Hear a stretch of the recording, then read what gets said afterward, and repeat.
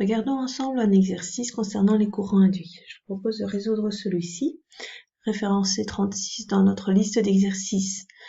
Pour rechercher l'intensité du vecteur champ magnétique entre les pièces d'un électroaimant, un expérimentateur y place une bobine comportant 50 spires, dont la résistance vaut 30 ohms et la section 2 cm².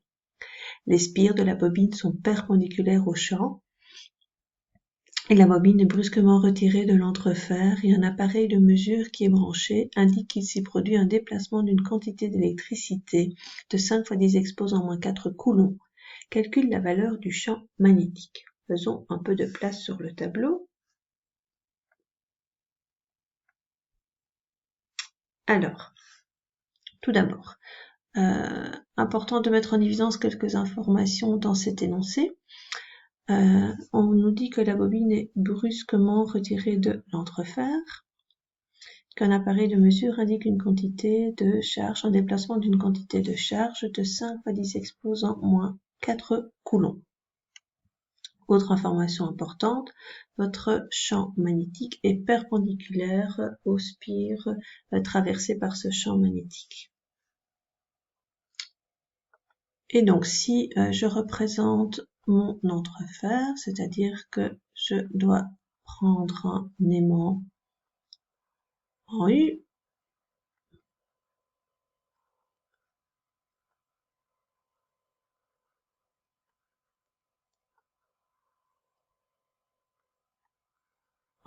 voilà, vous le voyez,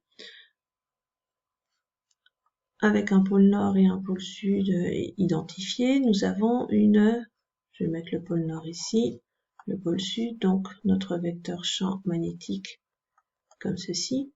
Notre bobine, je vais ne représenter qu'une spire qui est plongée dans cet entrefer. Toute la surface est traversée par notre champ magnétique. Elle est brusquement retirée de l'entrefer et donc vous avez une surface qui est sortie et donc nous avons une surface de plus en plus petite traversée par notre vecteur champ magnétique pour arriver, lorsque la bobine est entièrement sortie, à une surface traversée par le champ magnétique égale à 0. Donc nous avons une surface initiale traversée par un champ magnétique, une surface finale nulle, traversée par le champ magnétique nul. En un instant T1, notre spire est à l'intérieur, à l'instant T2, elle est entièrement sortie et donc pendant le laps de temps delta t, nous avons une variation de surface soumise à un champ magnétique. Cette variation de surface soumise à un champ magnétique va se traduire par une variation de flux magnétique et cette variation de flux magnétique va induire un courant induit dans la bobine. Et donc, ce que l'on demande de rechercher, c'est l'intensité du champ magnétique régnant entre les deux bras de notre aimant en U. Alors, nettoyons un petit peu le tableau. Voilà, je vais enlever ceci. Alors, c'est parti. Allons-y. Reprenons les données. Nous avons reprenons, voilà, la première. Un nombre de 50 spires faisant partie de la bobine. Moi, j'en ai représenté qu'une seule, donc il faudra tenir compte des 50. Nous avons une résistance de notre bobine de 30 ohms et la section de notre bobine de 2 cm². Nous avons un déplacement de quantité d'électricité de 5 fois 10 exposant moins 4 coulombs. Alors, avons-nous toutes les informations? Il y en a une que je n'ai pas retirée, reprise ici. Donc, j'ai pas encore considéré. La spire est perpendiculaire au champ. Donc, si je reprends le dessin ici, lorsque donc j'avais ma spire dans l'aimant, le vecteur champ magnétique est disposé perpendiculairement par rapport à l'inspire. Quelle est l'implication de cette information? Eh bien, je vais devoir m'intéresser à la variation de flux magnétique, donc un flux magnétique. Le flux magnétique est quantifié par un produit scalaire entre le vecteur champ magnétique et la surface traversée par notre vecteur champ magnétique que je multiplie par un vecteur normal, car c'est la partie utile pour notre phénomène ici et la composante du champ magnétique perpendiculaire à la spire. Et donc intervient le cosinus d'un angle, l'angle formé par le vecteur champ magnétique et ce vecteur normal à la surface. Ici, puisque notre vecteur est perpendiculaire, notre alpha vaut 0 degré et donc le cosinus vaudra 1. Donc nous pourrons réduire la formule du flux magnétique à sa simple expression B fois S.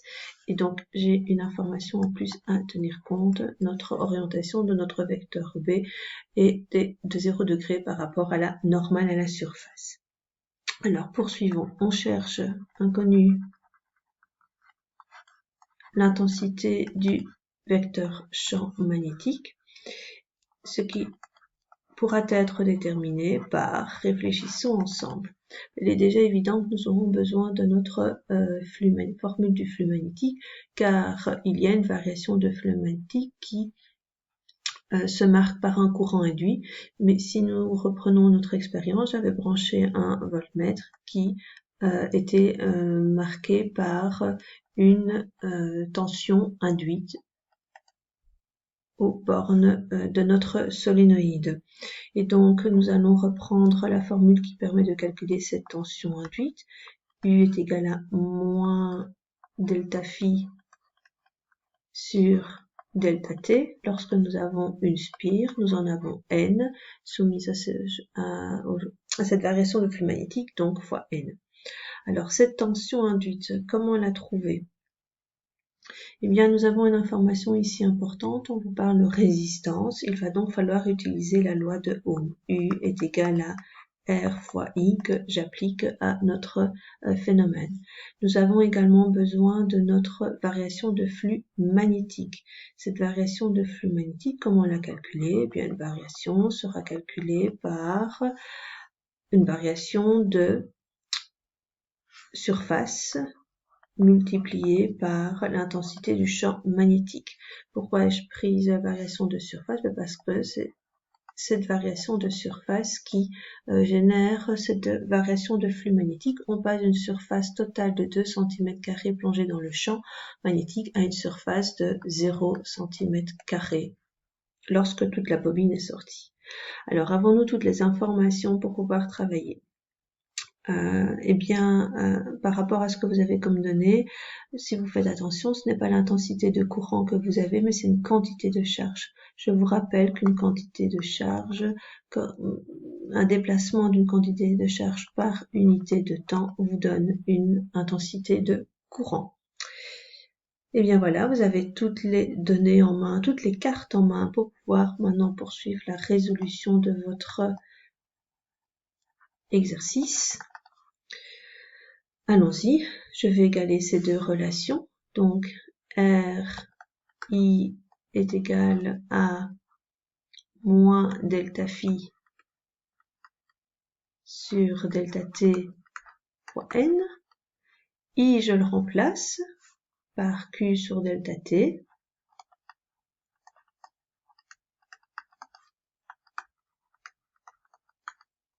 Voilà. Certains me feraient remarquer qu'à ce stade-ci, qu'il manque encore une donnée, madame, delta t, ou quelqu'un me l'aurait peut-être fait remarquer ici, mais nous avons delta t de chaque côté de l'égalité, dans chaque membre de l'égalité, je peux donc les simplifier tout simplement. Donc nous n'avons pas besoin de connaître la durée de temps nécessaire pour sortir la bobine entièrement de l'entrefer. Il me reste à remplacer, tout simplement. R, ou alors non, nous allons remplacer delta phi par delta S fois B. Donc R fois Q est égal à moins B fois delta S fois N, B, PPP, voilà, ça c'est mieux, delta S, N. Et donc, c'est B que je cherche. Donc, B est égal à moins R fois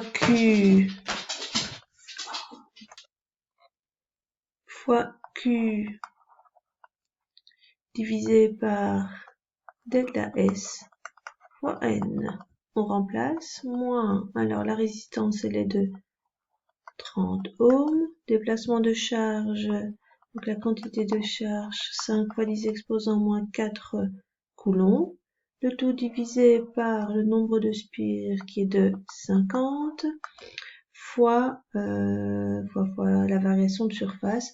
On passe de 2 cm² à 0 cm² et donc nous avons une variation de surface de moins 2 cm², on passe de 2 à 0, 0 moins 2, moins 2. Attention, c'est en cm², donc n'oubliez pas de retransformer en mètres carrés. Cela vous donne 2 fois 10 exposant moins 4 mètres carrés. Le centi 10 moins 2, mais il est à élever au carré, donc vous passez à 10 exposant moins 4. Donc, moins 2 fois 10 exposant moins 4. Alors, on simplifie. Hein. Donc, les moins passent à plus. Vous avez 10 exposant moins 4 sur 10 exposant moins 4. Je peux simplifier. Nous avons 5 et 50, ça donnera 10 ici. 30 et 10, ça donnera 3. Il vous reste 3 divisé par 2. Vous voyez, la calculatrice, comme je vous le dis toujours, n'est pas toujours nécessaire, n'est pas indispensable à tout le temps. Vérifiez d'abord les simplifications. Ce qui vous permet, je vais mettre ici dans la réponse, puisque j'ai pas assez de place ici dans le bas du tableau, nous passons à une intensité de courant de 1,5 Tesla, 3 divisé en 2, 1,5 Tesla. Alors, les chiffres significatifs, les amis, ne les oubliez pas, vous êtes à un chiffre significatif dans 2 des données. Le 5 est exact, et donc nous devons arrondir au pair le plus proche, donc ça vous donne 2 Tesla. Et voilà, il ne vous reste plus qu'à écrire la conclusion. L'intensité du champ magnétique régnant dans les bras de l'entrefer dans cette expérience est de 2 Tesla. Cette expérience de courant induit est de 2 Tesla. Voilà, j'espère que vous avez suivi. N'hésitez pas à repasser cette vidéo pour resuivre le fil des idées de cet exercice. Je vous invite à parcourir d'autres exercices pour vous entraîner, bien sûr. À bientôt!